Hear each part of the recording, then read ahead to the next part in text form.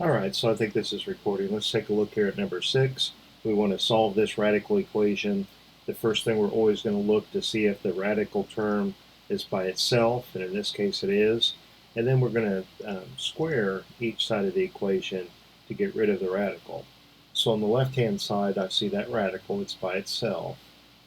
I'll square that, and then to balance the equation, I'll square the right-hand side. So on the left, I don't have a radical anymore. And on the right, I have r squared. So this is a quadratic equation. We're going to expect two solutions. They could be repeated solutions, but we're going to expect two solutions. Both of them may not satisfy the original equation. Let's rewrite this quadratic in standard form. Let's get it equal to 0. Let's subtract 3r from each side. When we subtract it from the left, that term cancels. Let's add 2 to both sides. That term will cancel, and I have to add 2 to the right-hand side. So now we factor this. With the leading coefficient of 1, this is pretty easy to factor. r times r gets us r squared, and two numbers that multiply together to give us positive 2, but add up to negative 3 are negative 1, negative 2.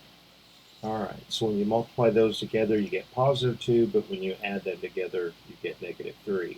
So that gives us possible solutions of 1 and 2. So let's plug in these values and see if it satisfies the original equation. If we check 1, we come up and on the left-hand side, we replace r with 1. It's pretty easy to do arithmetic on 1. 3 times 1 is 3. So I have negative 2 plus 3 on the left.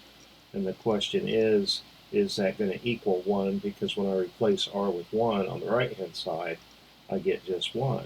Well, negative 2 plus 3 is 1, and the square root of 1 is 1. So this is definitely satisfied, and this is in our solution set. Let's check 2.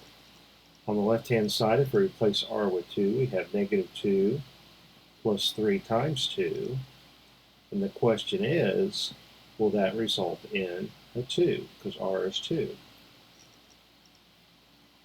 Negative 2 plus 6 is 4, and the square root of 4, the principal square root of 4, is 2. And so that checks. So this time, both of our solutions, both of our values are in our solution set. All right, well, I hope that helps, and I will talk to you later. Bye.